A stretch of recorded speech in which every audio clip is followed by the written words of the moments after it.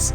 The first thing I want to know is simple. Did the subsale market rise the same way? Are people buying into growth or walking straight into another bubble? If border flow slows, if policy change, if the RTS experience is not as smooth as people imagine, rental demand can drop fast. One owner drops rent to secure a tenant, another follows, then someone cannot hold and list for sale, another undercuts to exit faster.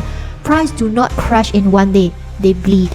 And this is why buying at high price is dangerous. Drop from 1,000 ringgit per square feet to 500 ringgit per square feet. So when you see JB from 1,000 ringgit to 1,500 ringgit per square feet in just 1 year, on paper it looks like a jackpot. But here's the uncomfortable question most people are avoiding. What if this is not a boom, but a warning? Because when prices jump this fast, the first thing I want to know is simple. Did the subsale market rise the same way?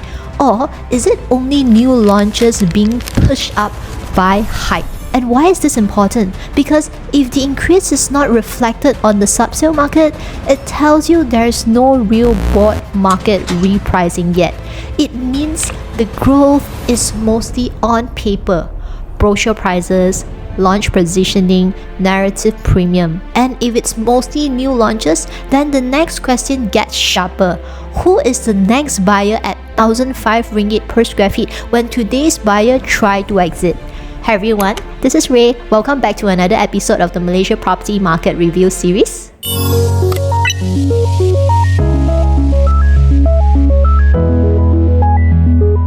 Now, let's talk about why JB feels so hot right now. The RTS, the EART, JB SEZ, headlines everywhere, optimism everywhere. But when you dig deeper, the fundamentals don't add up. So the real question is not will JB grow? The real question is, are people buying into growth or walking straight into another bubble? Let's start with the hype engine, the RTS. People keep saying after RTS completes, a lot of people will come in because the rental difference is too big. And I get why this story spreads, because today if you cross the border, you clear custom twice, once in JB, then again in Singapore. With RTS, the promise is a smoother flow, and in practice it feels like one integrated experience. That sounds like a dream fix, but here's a real question. Does this one change alone justify property prices jumping to 1,004 to 1,005 ringgit per square feet? Because demand is not a feeling, demand is numbers. So let's do the part most people avoid. Capacity. So people quote RTS at about 10,000 people per hour per direction.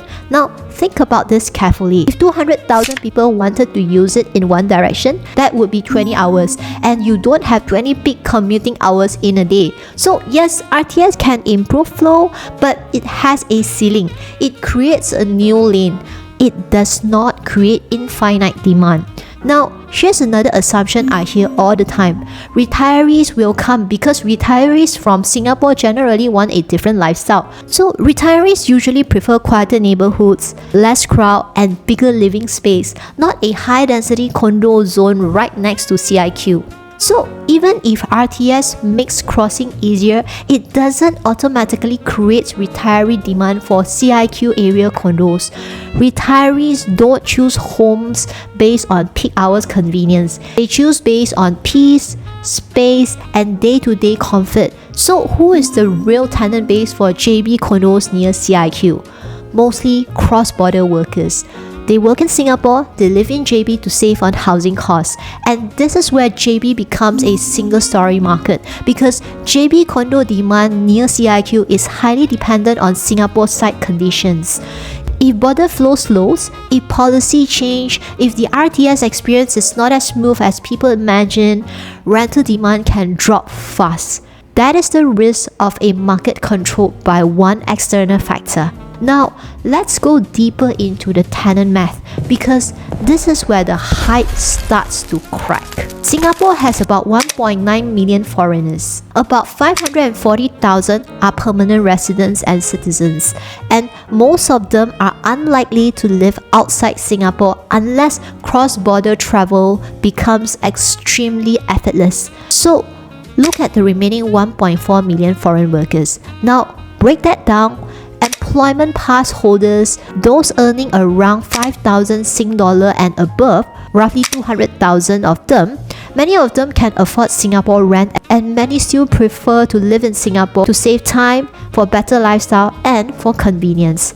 Then you have the MDW. MDW means migrant domestic workers. With around 300,000 of them, they are not your JB condo tenant pool because they live with their employers in Singapore. So even if RTS becomes smoother, the MDWs do not translate into JB condo rental demand. Now let's look at the remaining pool, the work permit groups, who are semi-skilled or unskilled foreign workers including construction and marine, about 460,000 of them. Many of them have employer squatters, and you already have about 439,000 capacity inbuilt dorms with dorm rent around 300 to 400 ringgit per month. So a large portion of the foreign workforce is already absorbed into systems that do not require them to rent private condos in JB. That's the reality. After you remove the groups that will not rent private condos in JB, you estimate around 450,000 as the more realistic pool that could consider cross-border living. And here's the part that should make you pause. Current crossing volume is already around 400,000 to 500,000 daily. So the market is already operating near a heavy flow, which means RTS is not creating a brand new planet of tenants. It's merely making an existing story smoother. Now, bring this back to price. If your tenant pool is real but limited and your market is already near heavy border flow, then 1,400 ringgit to 1,500 ringgit per square feet becomes a dangerous assumption because it depends on one thing. That demand must grow fast enough to absorb what's coming. I purchased some Brickz reports for some of the most popular projects in JB. If you want to see the actual subsale transacted prices, you can check the link in the description below or scan the QR code on the screen. Now, let's talk about the biggest red flag, supply. In the next few years, the CIQ zone is expecting around 20 to 30,000 new units completing. That is not a small wave. And here is how markets correct. Not on launch day, but on VP or TOP season, which means the day you get your keys. Because when thousands of units hand over around the same time, owners start competing for the same limited tenant pool. And the competition gets ugly. One owner drops rent to secure a tenant, another follows, then someone cannot hold and lists for sale, another undercuts to exit faster. Prices do not crash in one day, they bleed. And this is why buying at high price is dangerous. If you buy today at 1,400 ringgit per square feet, when you want to sell later, you may struggle to fetch that price simply because there is too much supply. So this is basic economics. Scarcity protects value. Oversupply destroys pricing power. Think of it like this. Why is gold expensive but coal is cheap? Gold is scarce, coal is abundant. Now, if you think I'm exaggerating, let's talk history. This already happened in JB before, Dagang Bay. Back then, the story was JB is the next Shenzhen. Investors rush in thinking they were buying into the future. Then, reality hits. Huge supply, many units empty, rental weakens, subsale corrected hard.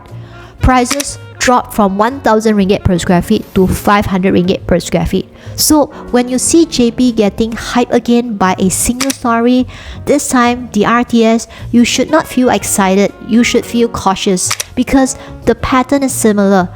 Now back to the subsale question. This is the part that saves you or burns you. If new launches are being marketed at 1,400 to 1,500 per square feet, but the subsale market is still hovering around 1,000 ringgit per square feet in many cases, then the gap is telling you something. The price is being pushed by marketing and positioning. It's not being pulled by organic local demand.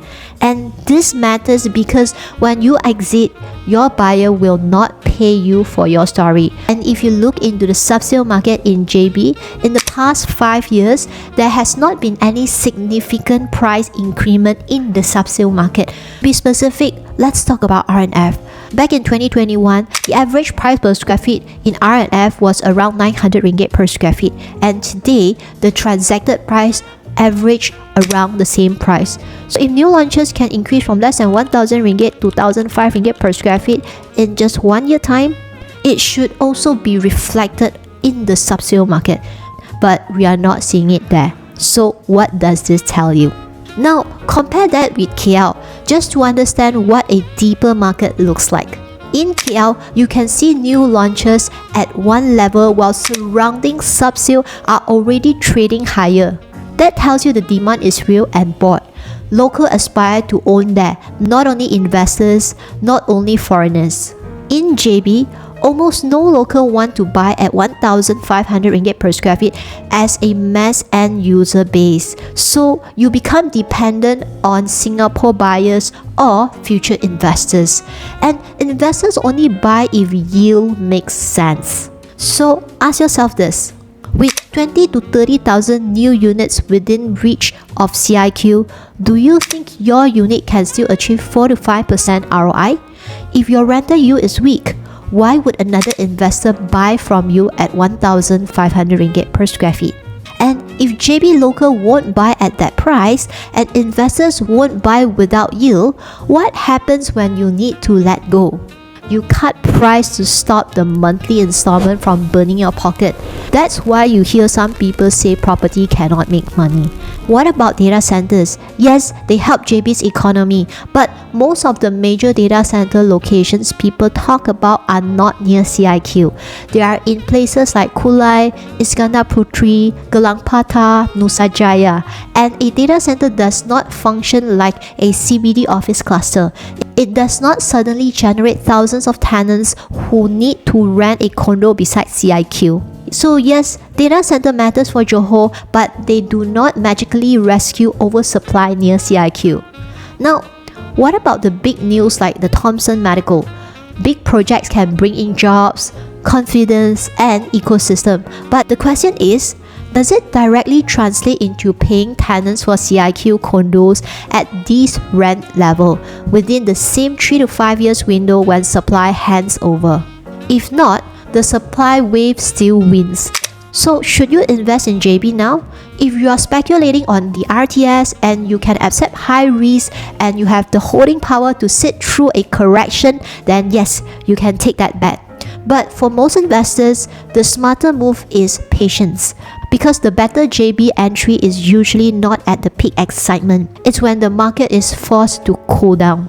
When the big supply wave completes, when owners starts competing, when the correction creates real pricing, not story pricing.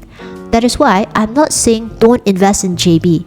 I'm saying the better timing is likely around 2029 to 2030 when the supply flood is fully in the market and you can buy at a lower, safer entry.